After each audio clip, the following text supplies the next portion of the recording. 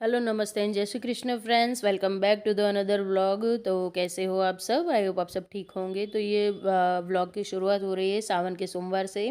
तो सोमवार का ही व्लॉग है। सुबह सुबह मंदिर जाने के लिए मैं रेडी हो चुकी हूँ। यहाँ पे ना घर की जो क्लीनिंग विनिंग थी वो सारी कंप्लीट हो चुकी है मेरी। और मैं चली हूँ मंदिर की और किसी का इंतज़ार कर रही हूँ। यहाँ पे एक आंटी आ रहे थे, उनके साथ जाना था मुझे मंदिर आज। तो पहुँच चुके हैं हम लोग मंदिर में। काफ़ी पास है मेरे घर से एकदम। मतलब 2-3 मिनट की दूरी है, व्हीकल लेके जाते हैं तो बस आ चुके हैं हम। सबसे पहले तो यहाँ पे नरसिंह भगवान का मंदिर है। वैसे तो यहाँ पे औरतें उनके गर्भगृह में नहीं जाती, लेकिन दूर से हम लोग दर्शन कर सकते हैं। तो आप लोग भी दर्शन कर लीजिए और घंटी बजा लेते हैं। चलिए तो बस उसके बाद बाहर आ चुके थे। यहाँ हनुमान जी का मंदिर है, उन्हें भी दर्शन कर लेंगे। और ये देखिए पूरा फार्म हाउस है पूरा। जिन्होंने ये मंदिर बनवाया हुआ है वो लोग यहीं पे ही रहते हैं। और उसके बाद आ चुके हैं हम जिसकी आराधना करने के लिए आ रहे हैं, भगवान शिव की। तो बस आ चुके हैं, मंदिर में एंटर हो चुके हैं। और इतनी ज़्यादा भीड़ नहीं थी। सुबह सुबह थोड़ा जल्दी आए थे। थोड़ा जल्दी भी तो नहीं बोल सकते यार, 9 साढ़े 9 तो बज ही गए थे जाते जाते। और यहाँ पे मैं भगवान को जल अभिषेक कर रही हूँ, शिवलिंग को, सॉरी। और बस यही का बेलपत्र लेने हैं अभी मुझे। पहले तो मैं जल अभिषेक करूँगी। और यहाँ पे ना एक और फिर से ना मतलब कमेंट आएगा कि आपने दुपट्टा सिर पे क्यों नहीं लिया है। तो आज फिर से मेरे साथ कांड हो चुका था। मुझे लगा कि मेरी डिक्की में स्कूटी की पड़ा हुआ है। डिक्की में वैसे रहता है ये दुपट्टा। और मैं जब मंदिर गई और देखा तो अंदर दुपट्टा नहीं था, इसलिए दुपट्टा नहीं ओढ़ा है सिर पे। और बस यहाँ पे भगवान के पानी जल अभिषेक करके फिर निकल जाऊंगी बाहर मैं, क्योंकि काफ़ी मेरे बाद लोगों को भी पूजा करनी थी। और मंदिर में जगह थोड़ी कम है। तो मैं आ चुकी हूँ यहाँ पे बेलपत्र लेने के लिए। और आप देखिए 3 पत्ती वाला बेलपत्र मिल ही नहीं रहा था मुझे यहाँ पे। क्योंकि ना क्या हुआ था, आज सोमवार है, लोग सुबह सुबह आ जाते हैं, यहीं से बेलपत्र तोड़ते हैं। और ये है एक श्लोक है, जिन्हें अगर आपको नींद नहीं आती है तो आप नाइट में इसका उच्चारण करके सो जाओगे तो अच्छे से नींद आ जाएगी। सारा कुछ मंदिर का काम निपटा के घर आते आते 11 बज चुके थे मुझे। आते ही सीधा मैं देखती हूँ तो चावल ख़त्म हो चुके हैं। तो यहाँ पे मैंने चावल की बोरी को ऊपर से ले आई हूँ। और चावल को ड्रम में फिल कर लूँगी, ताकि मुझे बार बार ऊपर नीचे ना करना पड़े। और ये वाला पूरा एक ड्रम भर जाता है और ये आधा सा ये वाला कंटेनर मेरा भर जाता है चावल की एक बोरी से। तो निकाल ली है मैंने। और उसके बाद देखो अभी ना मुझे खाना बनाना था और फिर कुछ चीज़ें। देखिए यार, एक हाउसवाइफ की लाइफ में ना मतलब लोग क्या कहते हैं, हाँ तुम हाउसवाइफ हो, तुम्हें क्या करना है। अगर यहाँ पे ना किसी मतलब वो लेडीज़ होती है ना जो वर्किंग वूमन होती है, उनके व्लॉग हो गए ना तो लोग खुशी खुशी दिखे, हाँ ये वर्किंग वूमन है, कैसे एडजस्ट करती है ये वो। आज मैं आप लोगों को वही दिखाने वाली हूँ पूरा दिन, कि मेरा कैसा होता है दिन भर का रूटीन, कितना भाग दौड़ होती है। मतलब आप समझ भी नहीं सकते हो, मैं बोल भी नहीं सकती, इसलिए मैं दिखा रही हूँ कि दिन भर मैं कितना भाग दौड़ करती हूँ। अभी एक बार जाके मैं ये सब्ज़ी, टमाटर नहीं थे मेरे पास, अभी मुझे बना, आज सोमवार है, एक तो प्याज लहसुन खा नहीं सकते, बरोबर है। तो बना रही थी आज मैं छोले की सब्ज़ी। एक तरफ मैंने खीर चढ़ा दी, खीर के लिए दूध नहीं था और सब्ज़ी के लिए टमाटर नहीं थे। तो सबसे पहले मंदिर से आके ही ना मैं सीधी चली गई थी टमाटर लेने के लिए। और मंदिर से जाते टाइम मैं जा सकती थी, लेकिन मेरे साथ आंटी जी थे तो उन्हें अपने कामों के लिए दूसरों को घसीटना मुझे ठीक नहीं लगा। तो बस उनके साथ निकल गई और घर आ गई। उसके बाद फिर आके देखती हूँ तो फ्रिज में टमाटर नहीं है, दूध नहीं है। तो वो सब लेने के लिए चले गए। अब गैस चालू कर दिए थे दोनों, मैंने स्लो फ्लेम पे दोनों ने एक ही जो छोले थे उन्हें बॉईल करने के लिए रख दिया था। और उसके बाद गई थी, आई तब तक छोले बॉईल हो चुके थे। और यहाँ पे आगे की तैयारियाँ फिर आने के बाद मैंने की, चावलों को चढ़ा दिया था। तो चावल भी यहाँ पे बॉईल हो रहे, चावल की खीर बना रही हूँ। कुछ कुछ लोग नहीं खाते हैं व्रत उपवास में चावल, लेकिन हम लोग खाते हैं। तो यहाँ पे सब्जी झोंकने की तैयारी हो रही है। या चने अच्छे से बॉईल हो चुके हैं, मैं वही ट्राई कर रही हूँ निकालने के लिए, लेकिन इतना गर्म था कि मेरा हाथ नहीं जा रहा था। तो फिर ना मैंने नाइफ़ ले ली और उसकी हेल्प से ये कर दिया। अब इतना करने के बाद फिर ना इतनी जल्दी थी इस टाइम पे मुझे कि 11 बजे घर आई। आने के बाद फिर मुझे चीज़ें लेने जाना पड़ा। मेरे घर से एक तो काफ़ी दूर है मार्केट, कुछ भी चीज़ लेने जाना हो तो मुझे दूर तक जाना पड़ता है। तो अभी ना 12 बज चुके थे। आके 1-2 काम और किए, सीधे आके खाना बनाने नहीं लग गई थी। देखो पूरी लाइफ़ ना हम लोग पूरे काम नहीं दिखा सकते, मतलब एक छोटे से वीडियो में। लेकिन मैं आप लोगों को बताने का ट्राई कर रही हूँ कि हाउसवाइफ़ की लाइफ़ भी किसी चैलेंज से कम नहीं होती है। सबका ख्याल रखना होता है। सुबह 5 बजे उठो, सबसे पहले उठो, उठ के सबके लिए जो भी तैयारियाँ करनी है वो कर दो, बच्चों का लंच प्रिपेयर करो, हस्बैंड का टिफ़िन प्रिपेयर करो, उसके बाद वो चले जाते हैं, सबको खाना खिलाओ। उसके बाद उन्होंने जो घर फैलाया है वो क्लीन करना होता है। उस क्लीनिंग में ना 2 से 3 घंटे लग जाते हैं। और यहाँ पे प्याज लहसुन वाला मैं ये जो बना रही हूँ छोले, तो इसलिए ना मैंने एक ग्रेवी के लिए ले लिया है कैप्सिकम। तो कैप्सिकम को भी मैं ना अच्छे से एकदम कट करके फिर चॉप कर लूँगी। और काजू को मैंने ना सुबह ही भिगा दिया था, तो वो भी एकदम भीग चुके हैं, तो मुझे यहाँ पे मिक्सी नहीं चलानी पड़ेगी। ओके। अगर आपके पास मिक्सी नहीं है या फिर किसी रीज़न से वो बंद पड़ी हुई है, होता है हर बार, ऐसा नहीं कि हमारे पास चीज़ें अवेलेबल हो ही हो, तो आप ना इस तरह से चॉपर से ये कर सकते हो। थोड़ा सा इसमें एफर्ट ज़्यादा लगाना पड़ता है, लेकिन मिक्सी निकालो, उसको अपनी जगह पे रखो। अभी बज चुके थे 12, मैंने खाना बनाना स्टार्ट किया और इस टाइम पे तो 12:30 लगभग हो चुके थे। साढ़े सवा 12 12:30 तो हो ही चुके होंगे दूसरी तैयारियां करते करते।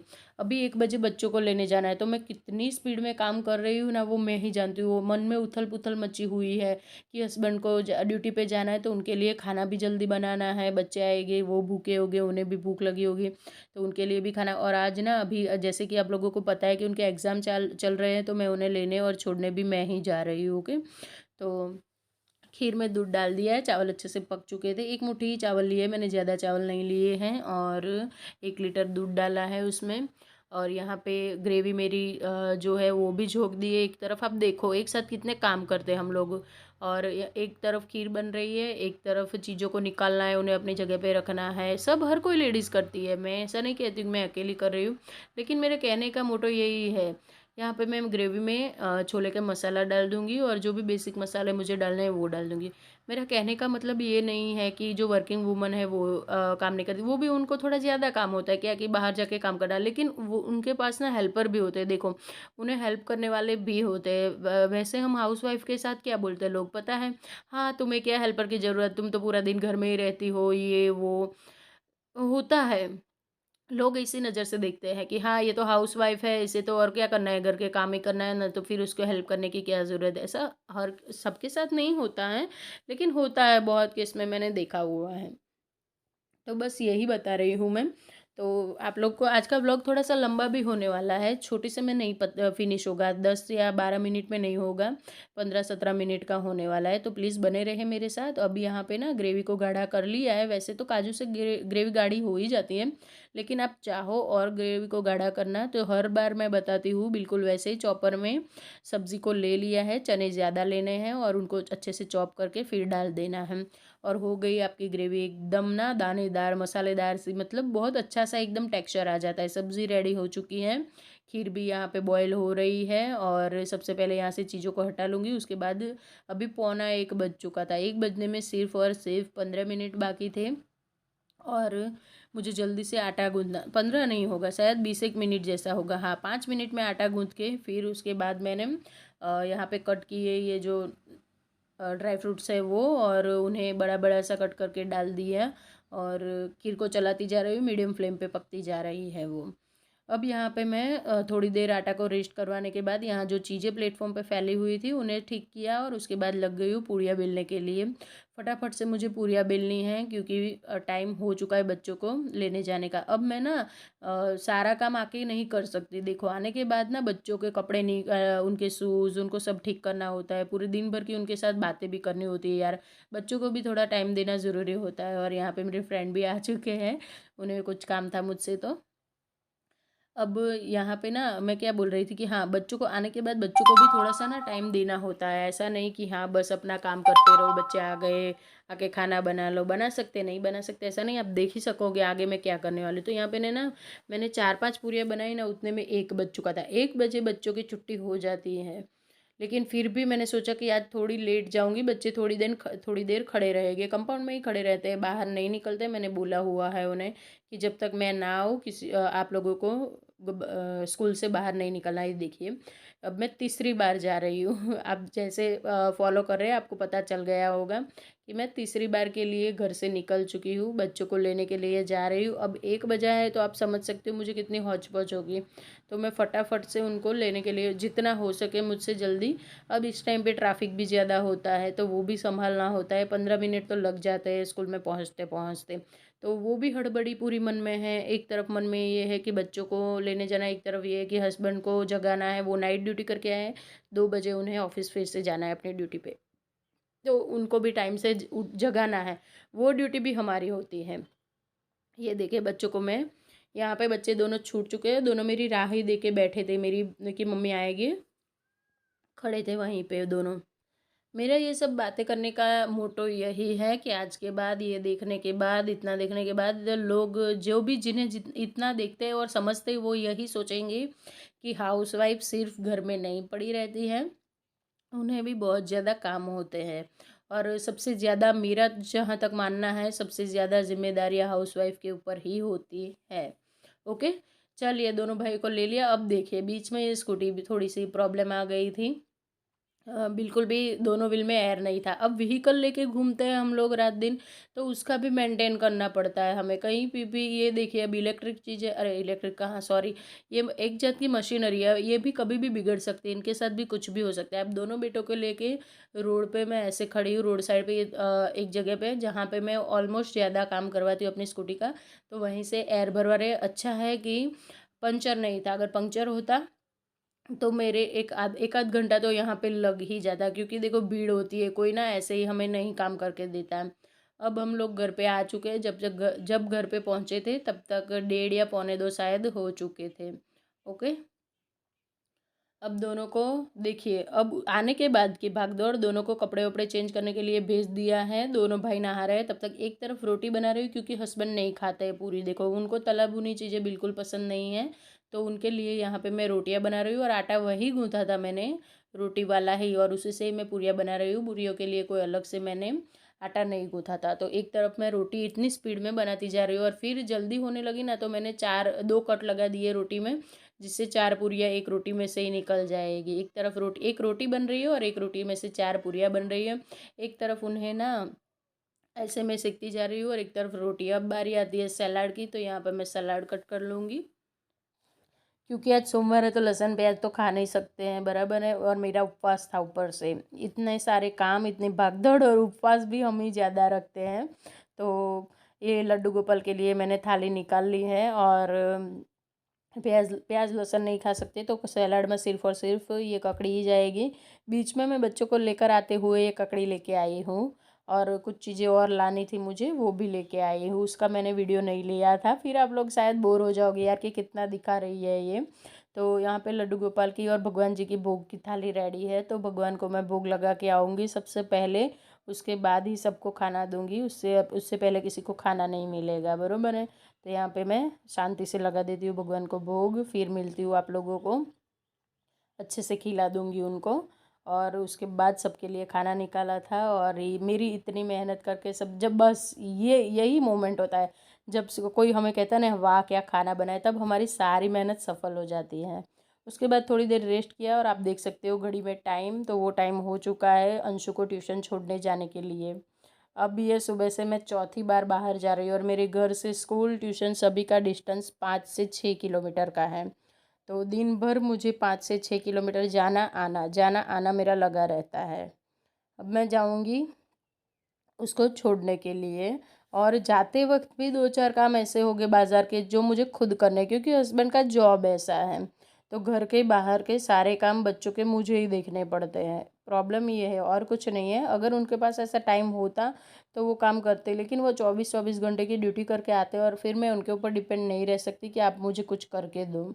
अब यहाँ पे युग भी ट्यूशन चला गया था, उसका ट्यूशन नज़दीक में, आप मेरे फेस की हालत देख सकते हो, देखिए क्या हाल हो चुकी है इतने बजते बजते मेरी, अभी ना क्लीनिंग बाकी है मेरी। बर्तन बाकी है मेरे, सारे पड़े हुए। 2 घंटे भी नहीं मिले थे, 3 बज गए थे हमें खाना खाते खाते, और 1 घंटा मैंने थोड़ी देर रेस्ट किया, और उतने ही 4 साढ़े 4 बजे फिर इसको अब ना बच्चों को छोड़ने जाना होता है ना, तो दिमाग में एक अलग से टेंशन रहता है, तो अच्छे से हमारी आँख भी बंद नहीं होती, बस हम ऐसे ही पड़े रहते हैं, ये भी होता है। अब उसको छोड़ के आ गई हूँ मैं। आने के बाद तो सब छोड़ दिया। 1 घंटा तो मैंने आराम से मैं बैठी रही हूँ, भले काम पड़ा है तो पड़े रहने दो। हर बार ज़रूरी नहीं है कि आप ऑल टाइम दौड़ते ही रहो और आप में ऑल टाइम एनर्जी हो। इस टाइम ना मेरी हालत इतनी ख़राब हो जाती है ना 5-6 बजे के बाद, कि बस कोई मुझे बोले कि मैं तुम्हें कुछ नहीं करना है, तुम बैठी रहो, लेकिन क्या करें, आदत से मजबूर है हम लोग। क्लीनिंग भी करनी होती है, ज़रूरी है। और मतलब काम वाले को भी रख लेते हैं, हायर कर लेते हैं हाउस हेल्पर, तो वो लोग कुछ करके नहीं देते। उल्टा मुझे तो ऐसा लगता है कि ज़्यादा काम फैला के जाते हैं और एक ही करवाते हैं।